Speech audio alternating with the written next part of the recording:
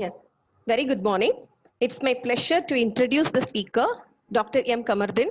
Dr. M. Kamardin is Associate Director, Accelerator and Nanoscience Group, Material Science Group, Indira Gandhi Center for Atomic Research, Kalpakkam, and Professor and Member, Standing Committee of Physical and Chemical Sciences of Homi Bhabha National Institute at Deemed University. He obtained his master degree from College of Engineering, Guindy, Anna University, and interdisciplinary PhD from University of Madras, Chennai. He is an expert in synthesis and characterization of novel nanostructured materials, scanning proof microscopy, hard filament assisted and plasma enhanced chemical vapor deposition techniques, electron and focused ion beam microscopy. His research interest or synthesis and characterization of nanostructures of semiconducting oxides, diamond like carbon, single nanostructure based devices, and semiconductor based gas sensor and implantation induced defect studies. Currently, he is working on carbon based nanostructures like carbon nanotubes, nano and ultra nanocrystalline diamond, vertical graphene nanostructures and their composites for various technological applications, including tripology, hard coating, and energy harvesting. He is also engaged in surface engineering and property tuning by post-synthesis plasma processing and shallow ion implementation. He has guided and guiding number of students for their PhD, MPhil, MTech, and MSc degree. He collaborates with many national and international research institutes, and he is also a co-investigator in BRNS, UGC, DAE, CSR collaborative projects with academic and research institutes. He has published more than 250 papers in peer-reviewed journal and conferences and 3 book chapters to his credit. With this introduction, now I request Dr. M. Kamardin to present the talk on vertical graphene nano walls for supercapacitor application. Please, sir. It's hand over to you, sir. Please. Sir, please unmute your mic and Unmute your mic. Thanks, sir. Yeah. Yes. Yeah. Thank you, Dr. Preferential Kala, for your kind introduction. First of all, let me thank SRM Institute for inviting me to this FDM program and to share some of my current research works. And good morning to all of you. And before I start, I'm extremely sorry for the hiccups, some technical hiccups we have in the beginning. So now I think it's sorted out. You are able to hear me properly. So I'll start. Let me share my screen for.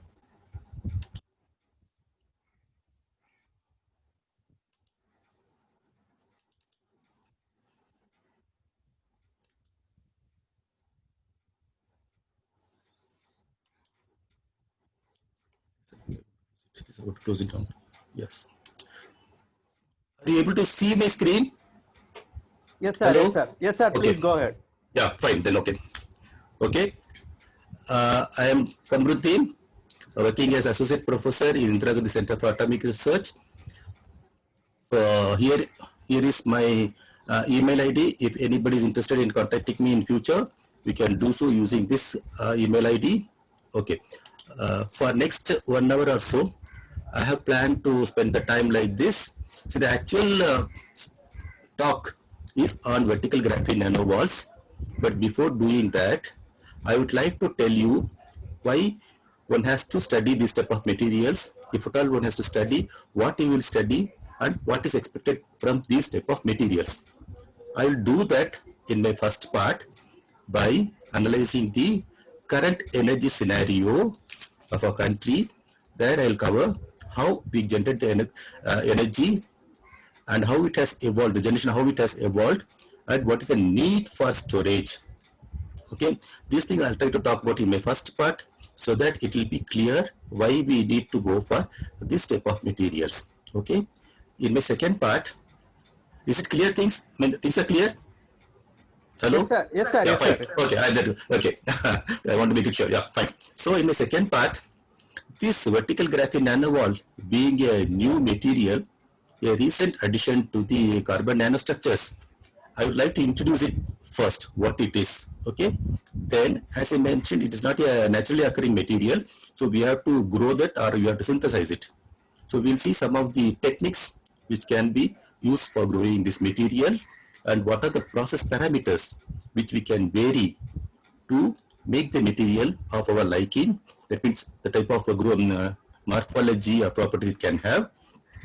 In the process, we have also identified the growth model, why this material is growing in this type, and also we'll see a ternary field map that will be useful for anybody who is interested in making this type of material. It will be act as a reference point for anyone who wants to grow this type of material. After growing it, see, we have to see whether it is good for the application what we are interested. That is, our application is for energy storage. So for that we have to study its electrochemical behavior. So we'll see its electrochemical behavior, and then having found that okay, yes, it's suitable for our application, then we will see how to improve its properties or the storage behavior, how to improve the storage behavior. So thereby, by some simple techniques, some simple additions, how we can improve the storage behavior. And also nowadays, there are a lot of flexible electronic devices coming in the market, which we use very regularly. So there is a requirement for making flexible electronics. That means the flexible electronics is supposed to have the power source also flexible. So towards that end, what we have done is we have tried to grow the storage device. I'll come to that what it is on a flexible substrate also. And then finally, we have input the storage behavior further by decorating these vertical graphene structures, nanowalls, by metal nanoparticles. And then I'll conclude. Okay, so it is not a class lecture or something. So if you have any doubt, you can stop me. Maybe Navneethan can read. Maybe you can put your questions in chat, and maybe Navneethan or somebody can read to me. You can interrupt me anytime. Okay, fine. So what I'll do in this second part, whatever results I'll be showing is mainly the work of my students and colleagues, Dr. Shyamala Polaki and Dr. Subrata Ghosh, who is now postdoc in Manchester University, UK, and the two of my current students, Mr. Gopinath Sahu and Madhav Kumar. Fine. Okay. So let me start the first part of this program. Here I have shown.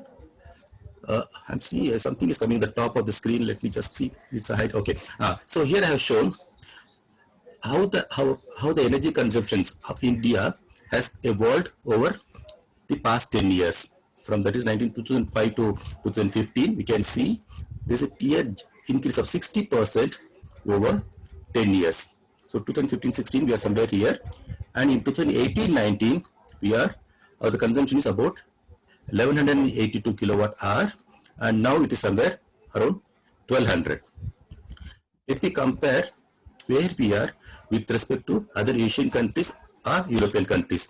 So we are somewhere here, India is somewhere here, okay, China is somewhere here, and Japan, you see, it's somewhere here, almost 10,000 kilowatt hour is a per capita energy consumption. See, this per capita energy consumption also is an indication of the economic growth of a country, whether it is developed, developing, or underdeveloped. So cutoff is somewhere here, and we are here. Japan is somewhere here, which is much above the most of the European countries like France, Netherlands, Germany. They are all around 9,000 kilowatt hour, and our world average is about 3,600 kilowatt hour, and we are 1/3 of the world average. Okay. So that is our energy consumption. How we are meeting this energy? What are the sources which gives us this energy? Here I have shown how that energy generation capacity has evolved over 10 years. Okay, so you can see the thermal, which is like this, and then okay, in over the 10 years, there's no change in the hydro, so it has more or less stayed very stable, constant. And then you can see that ORS, that's nothing but other renewable sources, which has gone up like this. So two things I want you to see. That one is the thermal part, which was steadily increasing up to 2015. Now it is tapering off. Okay, that slope, it's not maintaining to the slope, it is tapering off, and eventually it will go further like this, and then it's expected to drop. I'll come to that why it is so. Whereas in the meantime, you can see that ORS, or renewable sources, the capacity is increasing steadily, and it is expected to rise further. Okay, so in October 2018, the capacity from the other ORS is about 73.35 gigawatts. Out of that, 48% came from wind power and 33% came from the solar power. And still, the majority had come from the thermal power plant, which is 66%. Okay. Now, I have the next slide. I have given here much current information data that is up to September this year. We can see that this coal, gas, diesel all put together is thermal, and which is now it stands about 62%. So it was 66%, now it is 62%. So there is a clear decline in the power produced from the thermal power plants. Whereas you can see there is an increase in the ORS or other renewable sources. Okay, here, so okay, there is no problem. We generate power. Okay, the thermal power production is coming down and the ORS is going up. That is because mainly that why we have to do so. That is just shown here. See, here I have shown the per capita carbon dioxide emission per person per year. This per capita in tons.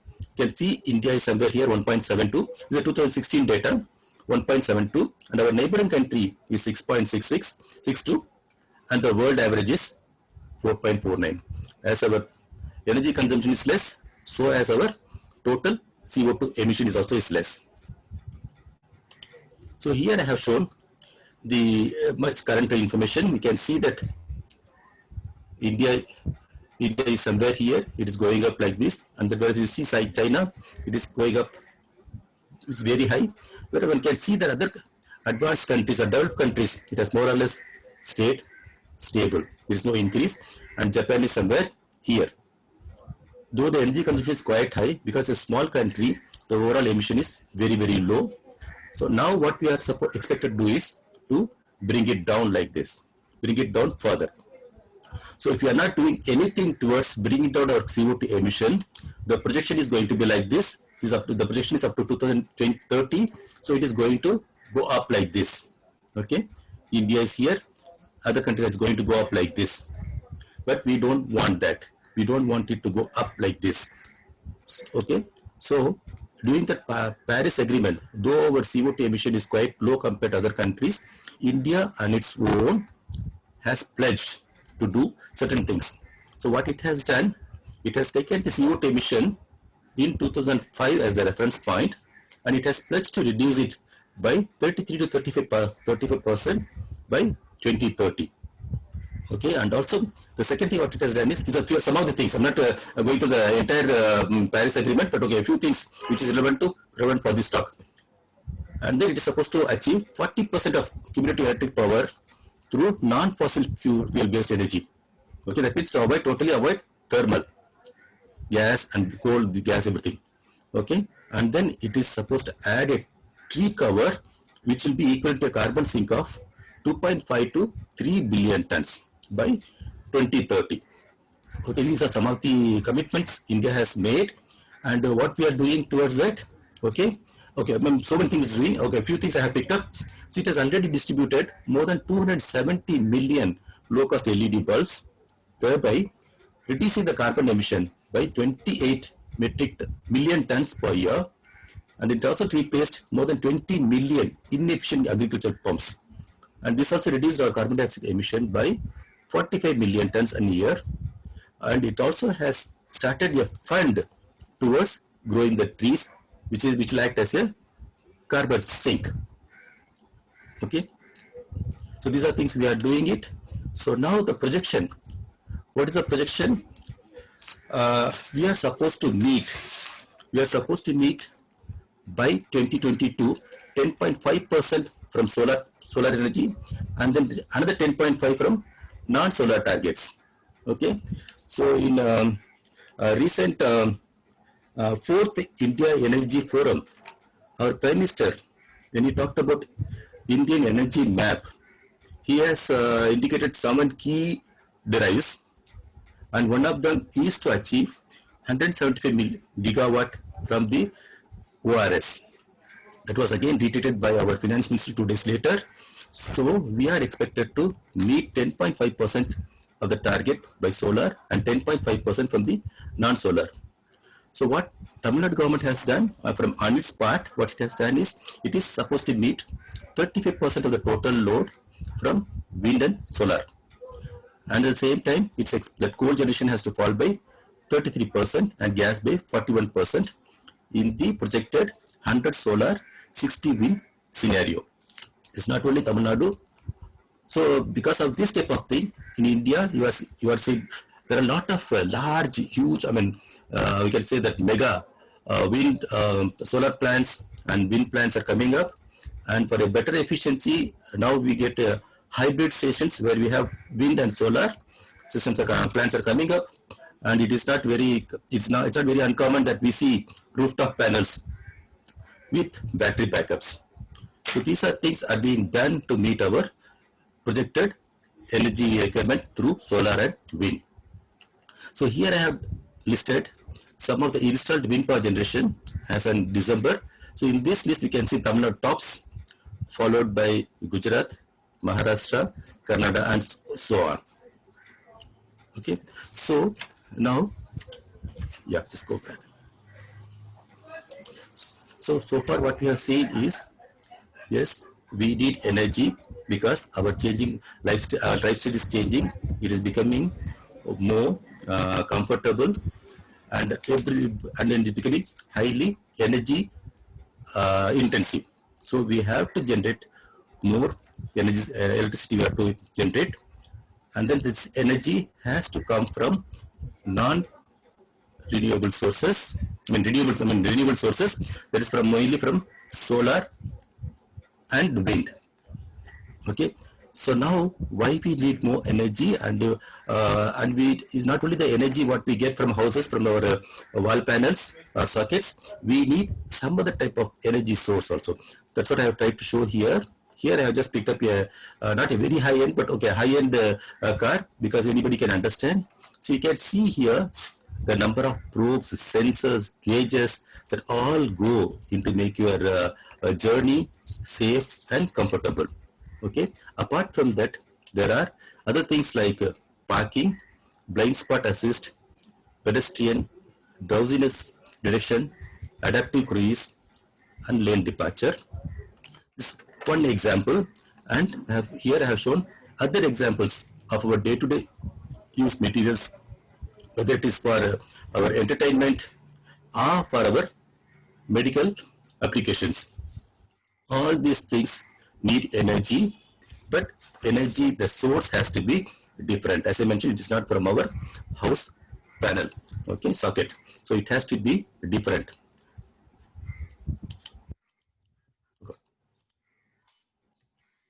God, I'm sorry, I pressed something wrong.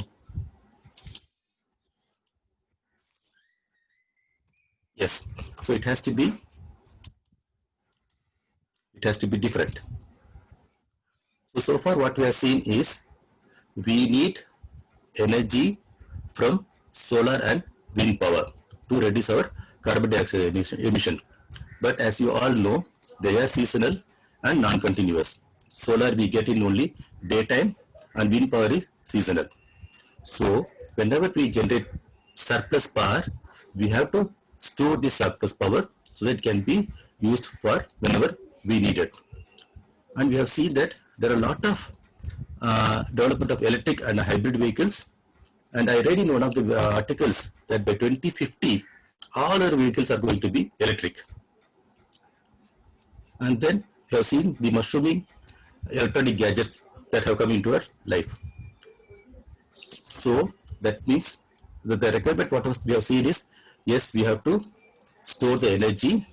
And in a recent talk by our ex-minister, he has indicated that to meet our energy demand, our ambitious energy demand of 173 gigawatt, first, to overcome some of the problems we face, we have to address the technology required for storage of energy. So first we have to address this technology for storage energy, then we can overcome the problems we face in developing the solar and wind power to meet the 175 gigawatt. So we need to store energy. Okay. The storage should be depending upon whether we are going to use it for our digital watch, or we are going to use it for storing the energy from solar and wind power. It has to be portable, it has to be compact, it has to be rechargeable, reliable, low cost, and as I mentioned, it has to have the capacity right from the smallest to the largest, between the largest capacity of the power plants.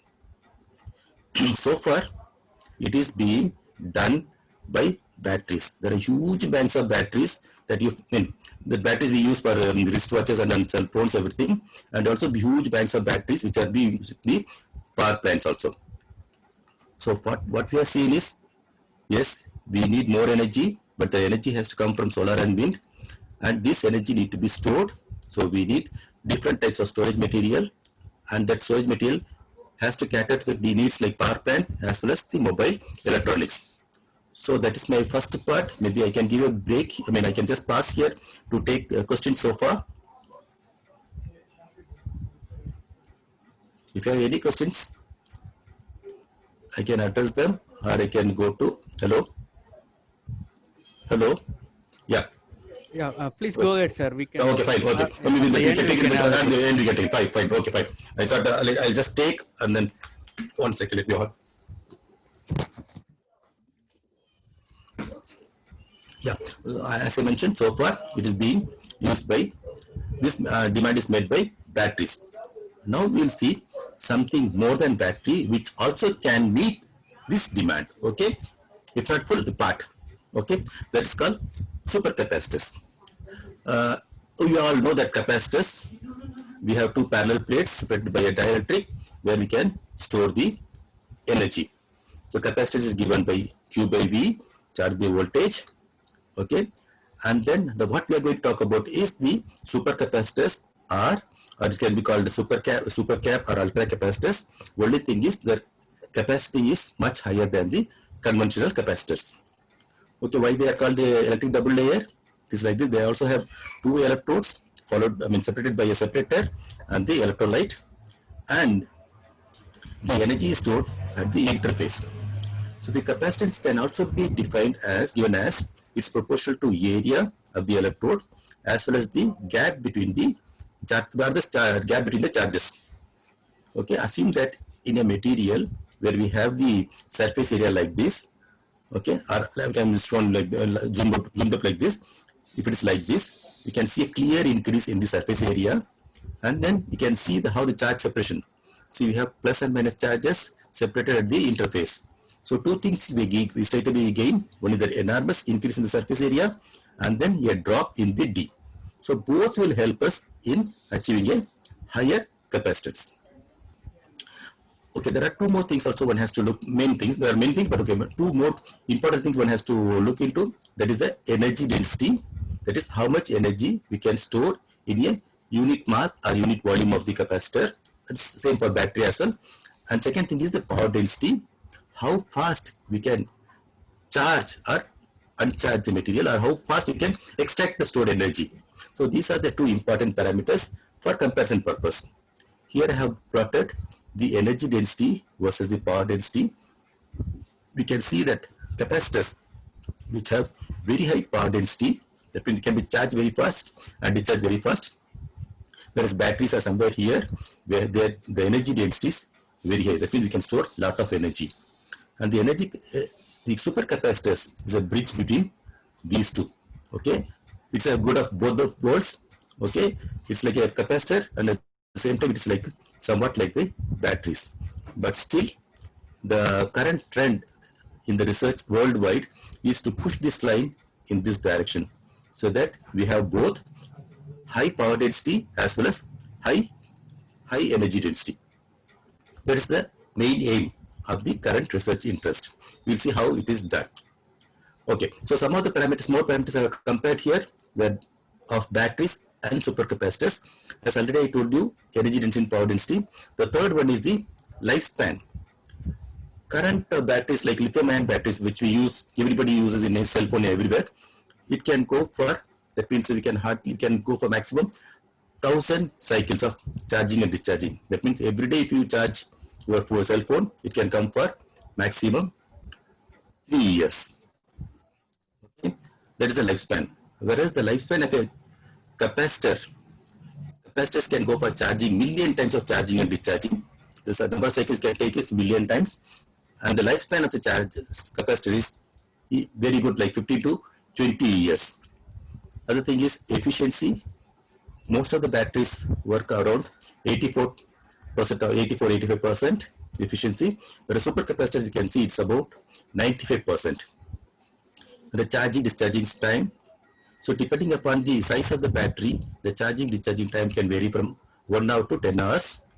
Whereas, yes, there was something in between. Okay, fine. Okay, whereas for the supercapacitors, it's in seconds. You can charge the supercapacitors in seconds. The other thing is self-discharge. What I mean here is you charge your battery or supercapacitor. Oh, I hear some now. Okay, fine. So if you charge your battery or supercapacitor to 100% and leave it as such without doing anything, so how much charge is held? That is called self-discharge. And the other one is voltage stability.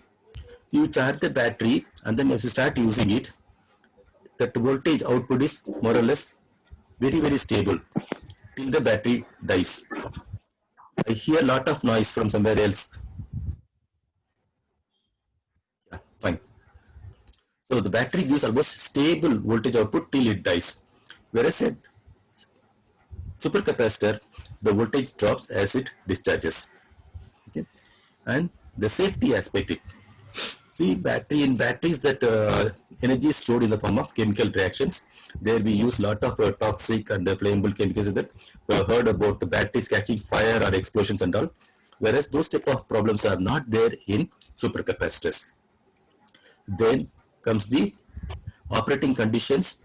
Supercapacitors can operate at much wider operating conditions that we'll see in the next table, and also the cost. Okay. So here I have compared lithium ion battery versus supercapacitors. So where supercapacitor scores the power density, you can see almost 10 times more. Okay, and then you see the number of cycles it can undergo. 20 million times it can undergo. So the lifespan is easily 50 to 20 years. And the operating conditions, okay, it can be charged from minus 40 degrees to plus 65 degrees. That depends. Even in desert conditions as well as in freezing conditions, it can be charged and discharged.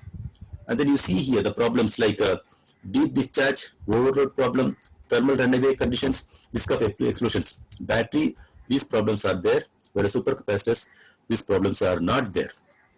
So it has a lot of advantages. However, we have to address the problems like these type of things. This energy density, discharge, as I mentioned, it discharges on its own, and the voltage, the stability of voltage, it's decreasing with when we discharge, and the present cost. So if we can address these things, then it can be a real replacement for a battery which has many problems. So right now, though it cannot replace a battery, but it can work in tandem with battery. So if we have battery and supercapacitors in a vehicle also, already there are a lot of advanced vehicles from Lamborghini and those type of vehicles, they have both batteries and supercapacitors. So whenever they get from the regenerative braking, whenever the vehicle brakes, the energy supercapacitors absorbs and stores, which will be used, which can be subsequently used when we accelerate the vehicle. So because the energy is lost, so the overall requirement of battery comes down, the overall weight of the battery comes down, so we get higher range, and the overall vehicle weight comes down. So it can work, this supercapacitors are right now working in tandem with batteries in many ways and many vehicles. Okay, so as I so what we are seeing is, yes, we need to store energy, and then supercapacitors are promising energy storage device. Then one more point we have to address, as I mentioned, in batteries we use hazardous chemicals that we should avoid in supercapacitors. And carbon is one of the widely employed material for making supercapacitors. What are the advantages of carbon? So high electronic conductivity, it's a corrosion resistance and excellent chemical stability, low density and low cost, and it is easy to manipulate its morphology. I'll come to that in my subsequent talk. And it is abundance. It's available in plenty. It is non-toxic, bio-friendly, and many more positive aspects it has compared to batteries. Okay, battery material. So now we'll see why carbon. See, carbon, as you know, it's a very simple element of atomic number 6 with electronic configuration of 1s to 2s to 2p2, and it's very versatile, and it exists in amazing forms, right from zero D material. It's in the form of fullerenes or buckyballs, one-dimensional as carbon nanotubes, and two-dimensional as graphene or graphene sheets, graphene, and also in three-dimensional wide forms like amorphous carbon or graphite, which is a dark and soft material. At the same time, the other extreme as diamond, which is shining and very hard form of carbon. So it can exist in different forms. So we can pick up the form we want to meet our requirement for our application. So here I just talked about, because we are interested in graphene, so I just mentioned a few things I want to bring out here.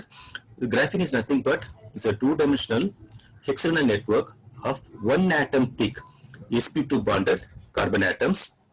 Okay, along the plane there is a strong bond between the sigma strong bonds are connected, and then between the layers it is held by weak bonding, so it can easily slip off. Okay, the main property of that graphene.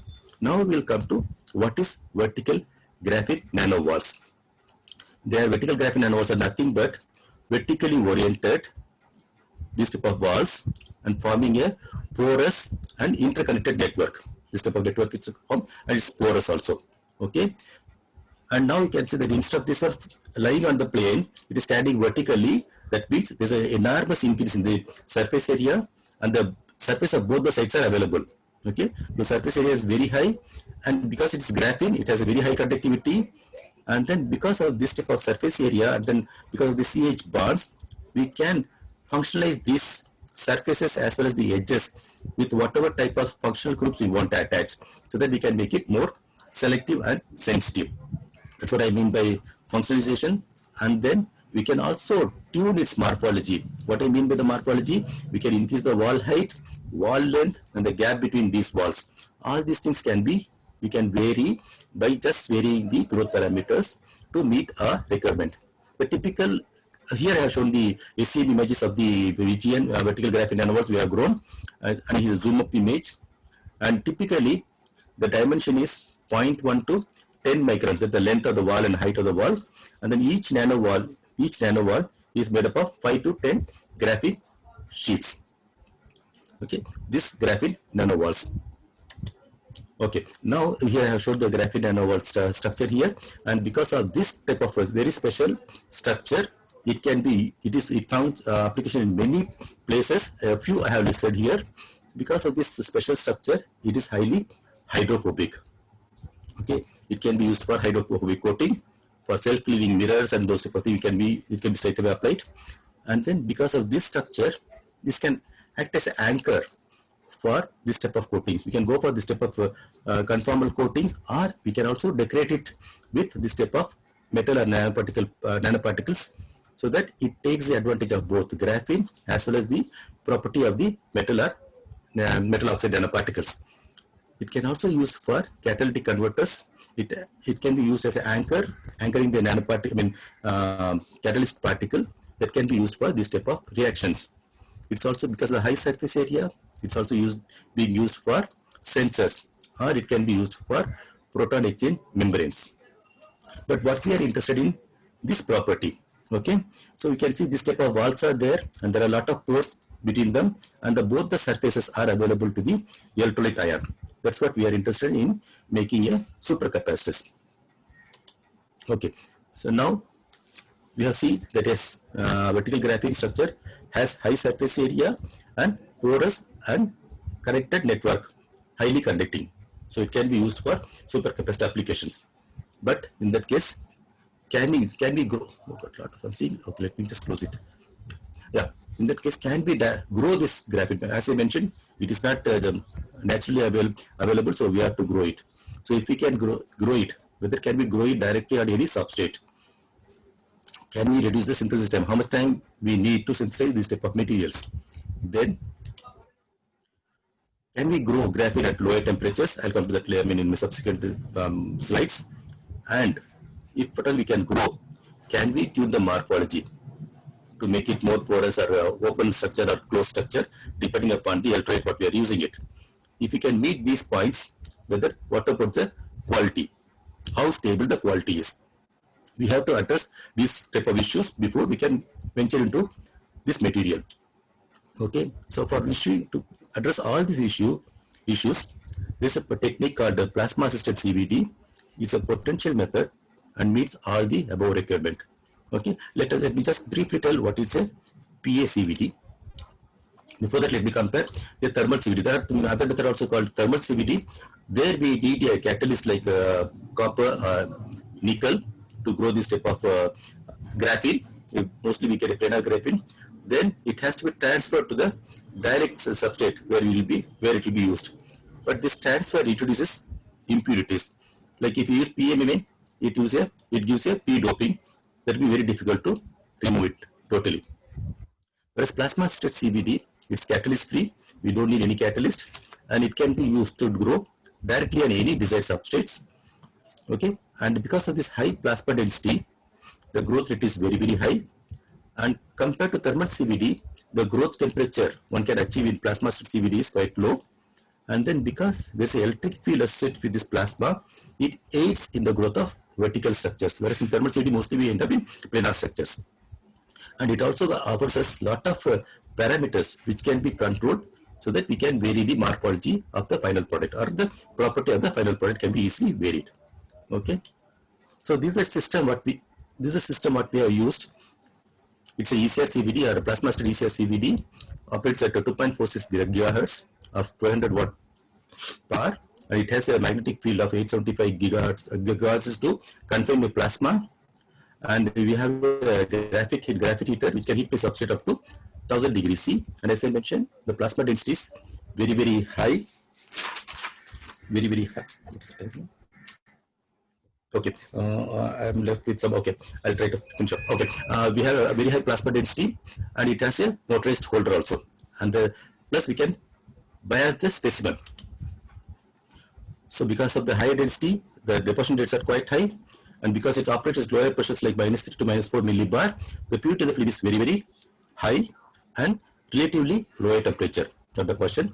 This system we have used for depositing other novel materials like diamond-like carbon, vertical carbon nanotubes, and graphene as well. Okay, so here I have given a, how to switch off this fellow. Yeah.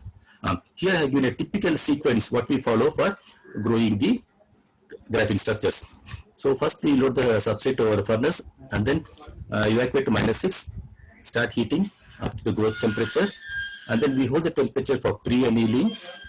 Okay, and then we introduce argon gas, that is mainly for pre-cleaning the substrate. Argon at 20 ccm and microwave power of 200 watt, and for 10 minutes. So then we clean the substrate, and then we introduce our carbon source, that is the methane gas, along with argon. So this is the growth regime. We grow the region in this regime mainly for 30 minutes. I mean, at the time we have varied, so for different times, and then we do post annealing. We just switch off the this methane gas, and then we do post annealing, that is mainly to improve the crystallinity, and then cool it. So this is a typical growth sequence we follow. Okay, here I have shown that all the parameters, right from feedstock. The feedstock what we have used is a mixture of argon, methane, and hydrogen.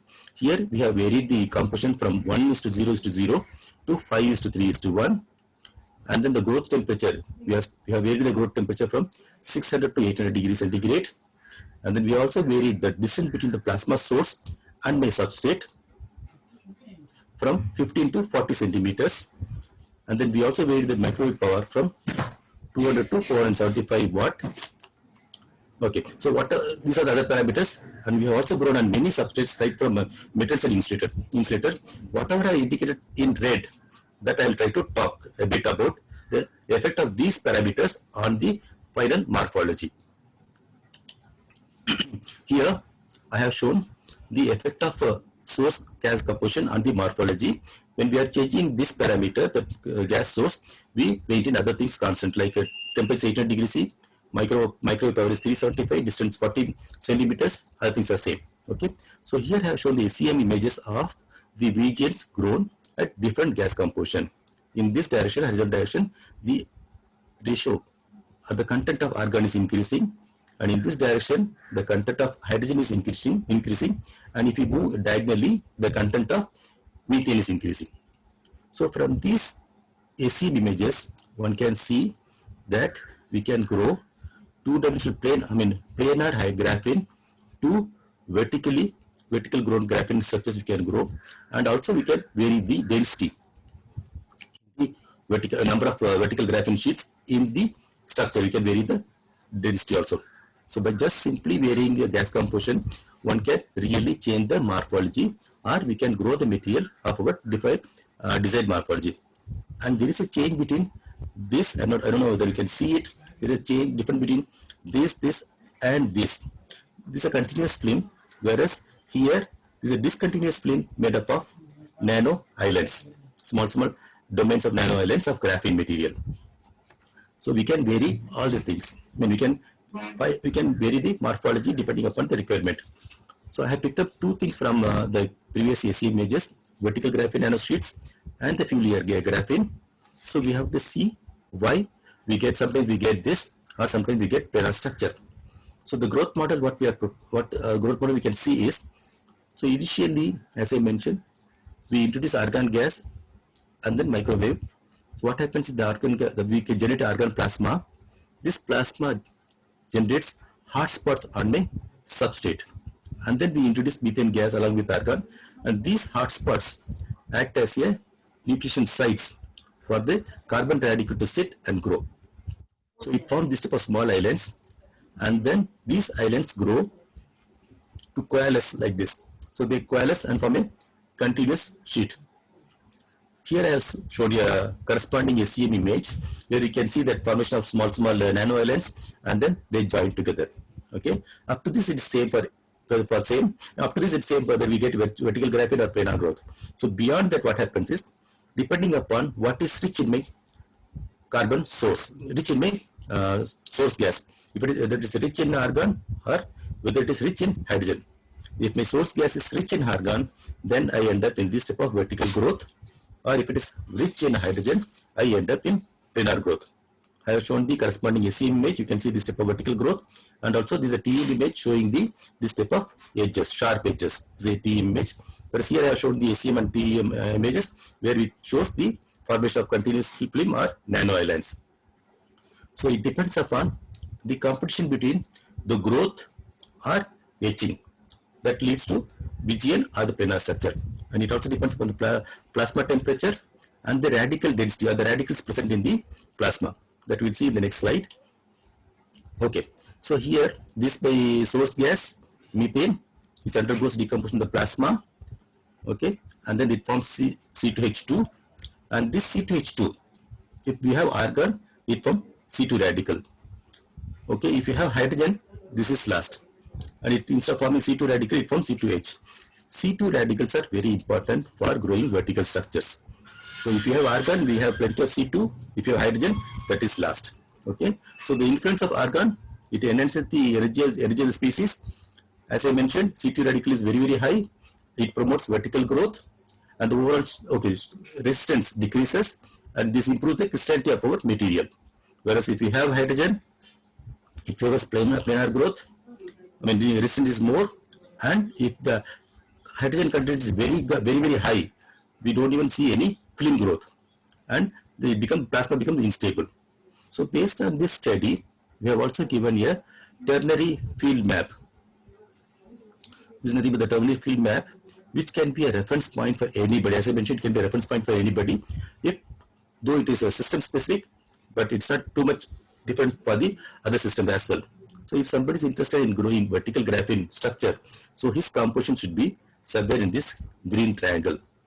Whereas if you want a planar structure, that this composition has to be in this blue triangle, and if it's composing somewhere here, so he is not going to end up any growth. So this ternarium field map can be used by anyone who is interested in this type of, what is this? Yeah, who is interested in going this type of vertical nanostructures.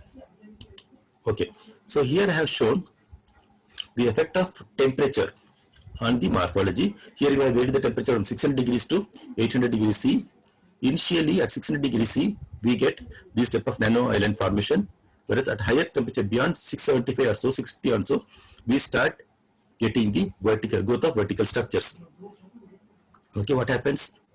And also one more thing you can see here, if there is a clear basal layer of graphene, that's what first it forms. As I mentioned that nano islands, they grow and the coils and form a continuous film. So you can clearly see the continuous film of graphene, and beyond that this type of vertical structures start growing it. So what happens if we increase the substrate temperature? Okay, obviously it increases the growth rate, areal density increases, and the sheet dimension increases. Crystallinity is becoming better, and then these films I have mentioned here, I have shown here, the films grown at lower temperature are highly hydrophilic, and the films grown at high temperature are VGNs, which are highly hydrophobic. So the nature of the film also varies from temperature. It goes from planar to vertical graphene structure as we increase the temperature. So one can vary the gas composition to get planar or vertical VGN, or one can also vary the temperature to get planar or VGN. Here I have shown the effect of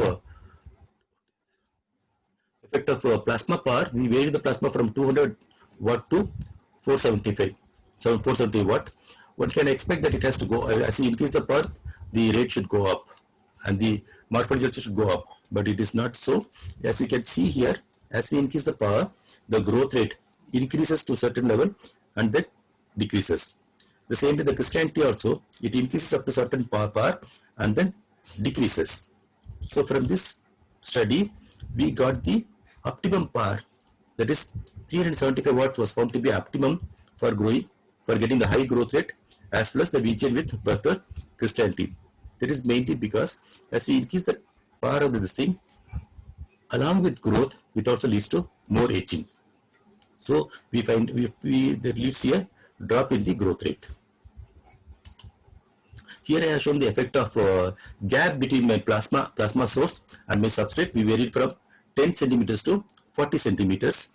So we get this type of, here we can clearly see that variation in the areal density as well as the gap. So what happens when we reduce the gap? The growth rate increases, the number density also increases, we get a more open structure. See, sometimes we have to play with the open structure depending upon the electrolyte ion concentrations.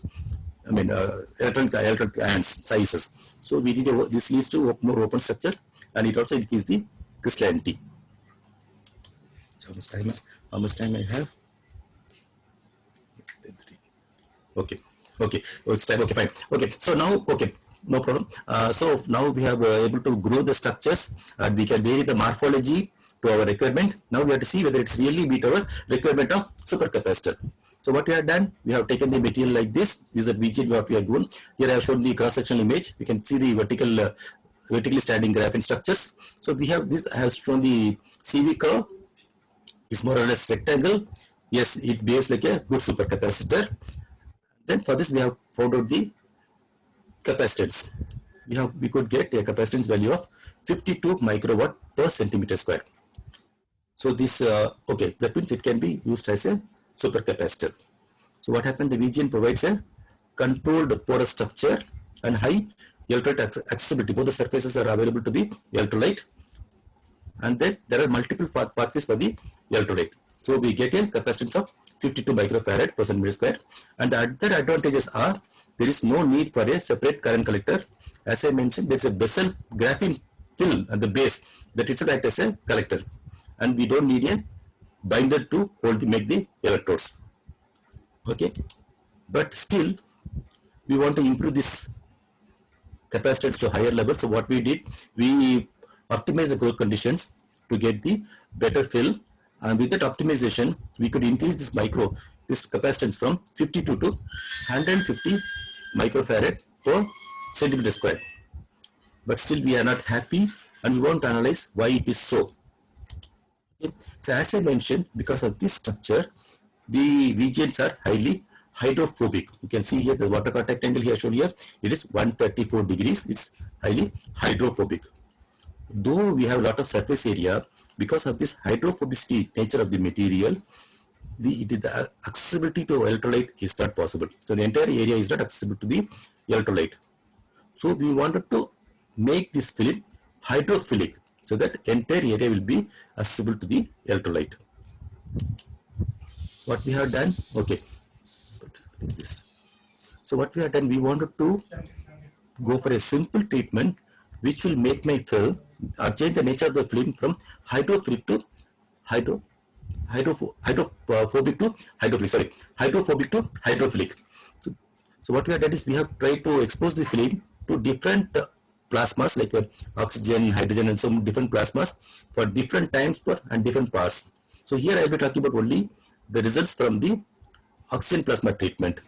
The exposure time, oh God, exposure time from 30 seconds to 30 seconds, oh God, 30 seconds to 15 minutes, and we vary the power from 100 to 600 watts.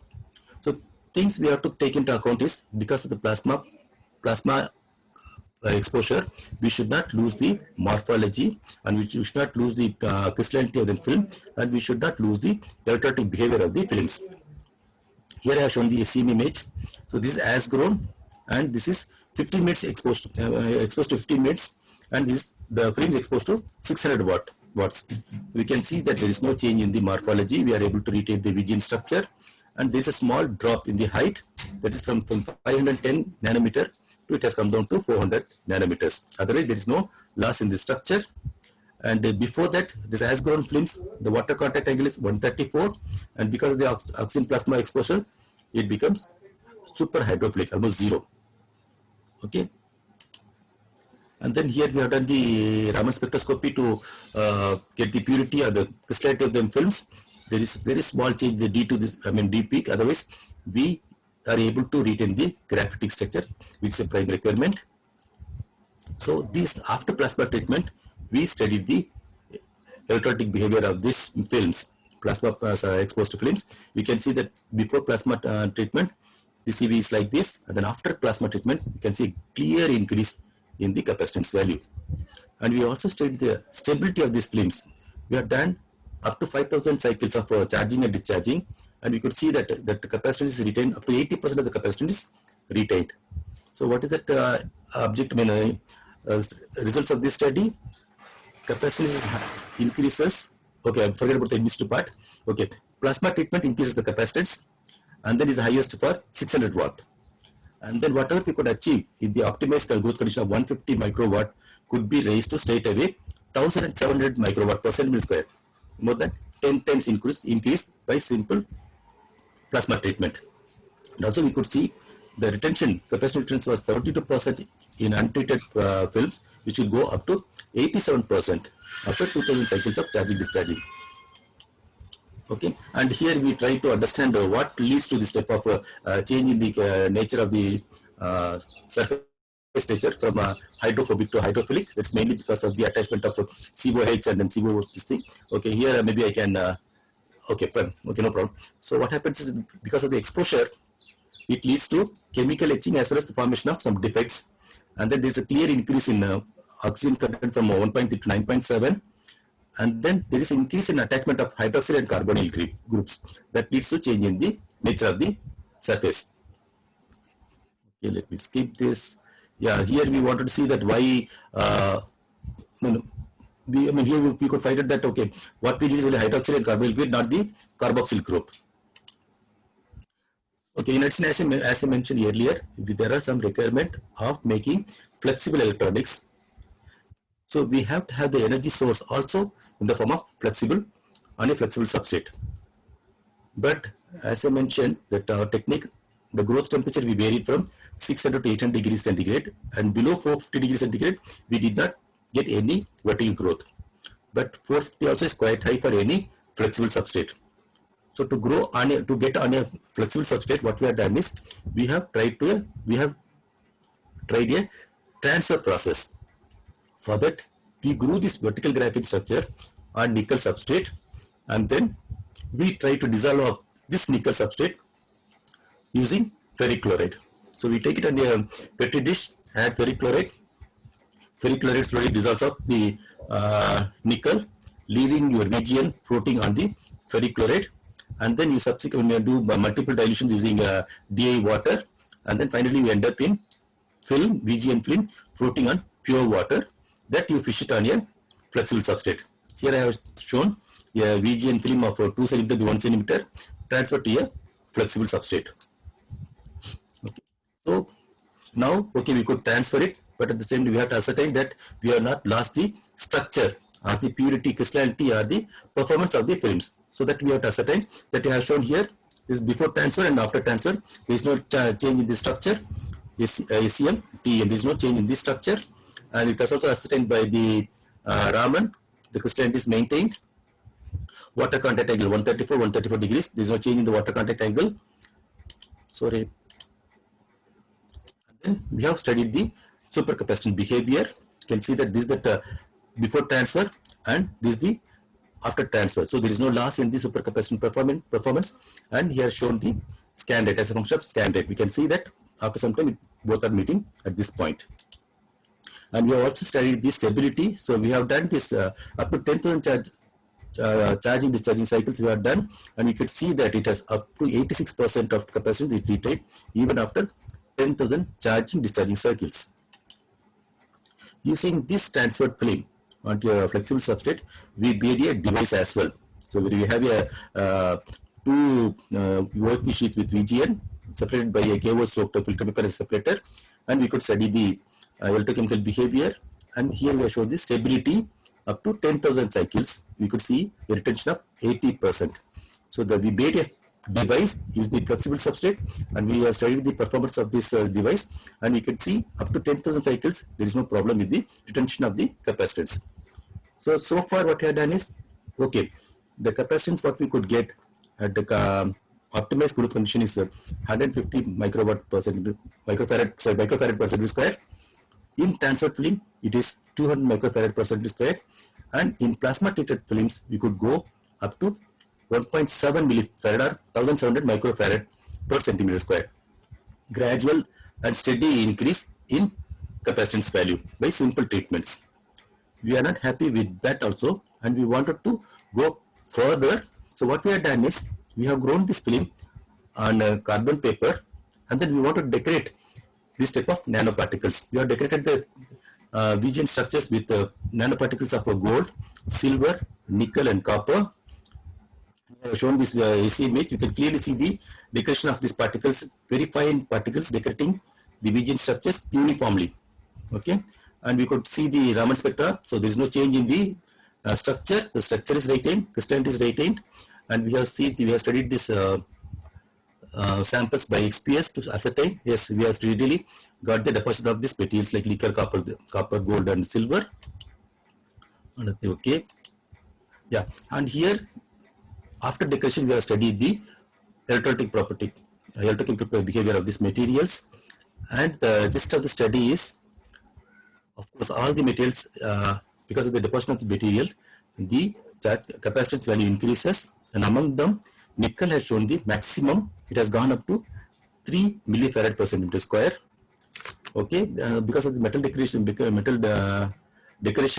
our overall resistance comes down, and then we could retain the capacitance up to 80% even after 2000 cycles. Okay, with this let me come to the end. So what we have done, what we have seen so far is, yes, there is a need for energy storage, and then supercapacitors are a good material for this type of application. And we have seen the vertical graphene has all the favorable properties for a supercapacitor, and plasma assisted technique is ideal for growing this type of structures. And we have also seen a simple growth model as well as the ternary field map, and modification of this surface nature from hydrophobic to hydrophilic by simple plasma treatment. We could increase the capacitance by 10 times. And we have also seen a simple method to transfer this VGN to a flexible substrate. And we have also shown we have also made a device using this flexible substrate. And then, so we could systematically increase that capacitance from 52 microfarad to 2000 microfarad. Thank you very much. Thank you, sir. Now the talk is open for discussion. I request the participants to interact with the speaker, please. Participants, you can interact.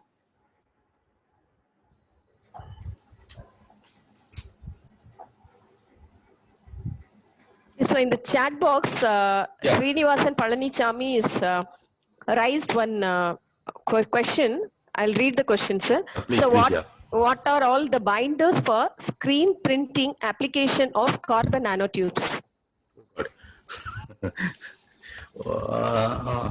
Absolutely no idea for carbon nanotubes because I told you that VGN there is no need binder. There is no need for a binder, so I have not looked into any binder aspect at all. Because I told you that the Bessel plane, the two-dimensional Bessel plane acts as a electrode, and there is no binder. So binder is required for holding the material in the electrode, whereas this is held by the substrate itself, and it stays. It's quite mechanically is quite stable also. So we don't need any binder for VGN, but for carbon nanotubes, I am not sure. I'm sorry.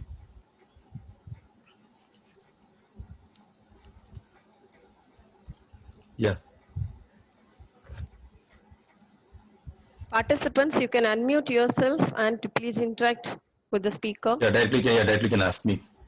Yeah, good morning, sir. It's really a beautiful session, and especially I'm a research scholar at SRM University in Thank you. Electronics Department. I'm doing research on the flexible electronics, especially. There, I was, by look at the literature survey, I could see that carbon nanotubes is widely used in that perspective. Yeah. So that's the reason, when we use the carbon nanotubes or carbon CNT or vertical wall, the bindery is mandatory to fix it because it's a flexible, right? It may not. Yeah. So that's the reason I was looking for what. Yeah, that's right. No, the problem with the carbon nanotube also known. For a certain height, it grows vertically, and beyond that, because its own weight, it starts bending. It becomes spaghetti. So, whereas the vertical graphene structure, no, they're quite strong. We can see that each one is made up of 6 to 7 sheets. They stand vertically, but that's not possible with your carbon nanotube. So you need a binder. Yeah. And people are using VGN along with the carbon nanotubes, so they support each other. So carbon nanotubes acts as a separator, and then VGN gives a support, mechanical support. So people are doing on both VGN as well as carbon nanotube also. We have also grown vertical carbon nanotubes, few vertical carbon nanotubes. We are using the same technique for some other application. Okay, so I see some kind of polymer-based binders are used for. Yeah, very much. But the thing is, all these things add to impurity, and then that polymer, if it is not good, it can lead to degradation also. Yeah, that's right. So all these things will drop your performance, particularly the cyclability. A number of cycles can be used, and it also that polymer is not good. There can be change in the volume. And the problem of batteries also will come into this thing. Batteries have the same problem of change in volume due to charging and discharging. There also and then the conductivity of the polymer. Okay, these so are the issues. Yeah. Okay, so now you're showing me that you're shown that a strip is being printed on it. So how would no. transfer? Okay, No, it's not screen printing. No. I'll just go. I don't know that. See, so I was. I'll tell you. It's not. There's no. See what we have done is. Yeah. So what we have done is, see now it is grown on nickel. Okay, it is sitting on the nickel. Okay, this white is make VGN film. So we just dissolve off the material, nickel, the base material, which is giving the support. So once you dissolve it off in ferrichloride, so my film is floating on water, pure water. Okay, then you just fish it out in the flexible substrate. Just put the, this is a normal technique of fishing out. Okay, now it is sitting on a substrate. Okay. Yeah. Thank you, sir. Thank you. Yeah. Welcome. Because in my application, flexible electronics, we need to do some kind of screen printing based on the tracks and all those things, right? So when we need that screen printing or Rotogrove is the best options to do on. That's what I understand from the research. No. That's a big deal. So what we have to do is we have to remove the material. So it's just we can just scratch and then put it in some kind of a binder or some kind of ink. You disperse in the ink and then you do screen printing. Okay.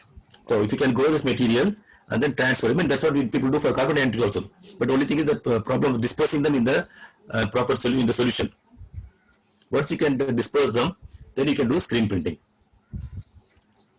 Okay, thank you so much. Yeah.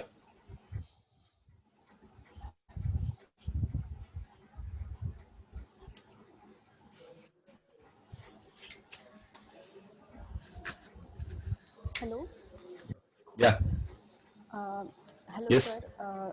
Yes. It was a very informative lecture in case of supercapacitors. Thank And you. basically, I also did the work in the same research field like supercapacitor. Great. Just out of curiosity, I'm asking that now you have shown us the research area regarding the graphene nanowalls, like Yeah. metal decorated and all these things. Yeah. Have you thought about making a composite using these nanowalls, or you are doing research in that area? Because sometimes mixed materials, they can give you better results. So have you doing any research in No, that no, no. case? Okay. See, there are two things. Okay, one can increase that composite, so you are going to get the benefit of both your matrix and the nano composite. You are adding it, but in that process, we will be losing the surface area. So it's going to form a bulk. Okay. If you're going to add some kind of composite, so what we are doing is that even by that metal decoration also is a composite only. So we have a matrix of VGN, and then the nanomaterials are decorated onto the VGN. It's also a composite. Okay. Okay. And Yeah. one other question is, now Yeah. most of the times this particular method will not be available with every researcher. Yeah. The method Yes. you are talking about.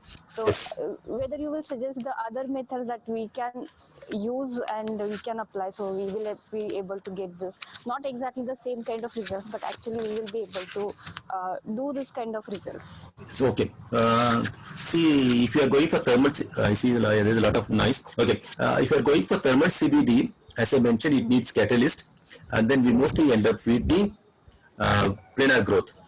But I have also tried with the Mantle sputtering, RF, using RF.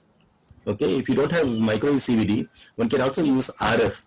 Yeah, RF also has given vertical graphene structures. That also we have done, but okay, I have not covered in this talk.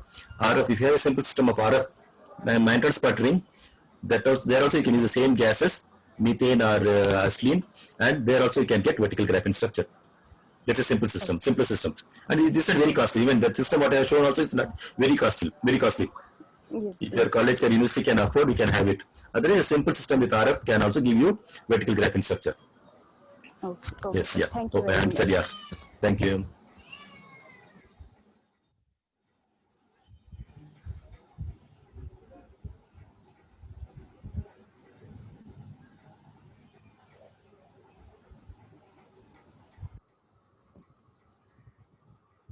Is there any other questions?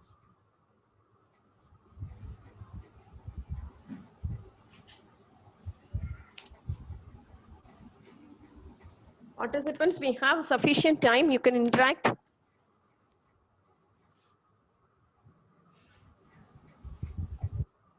Any other questions from the participants?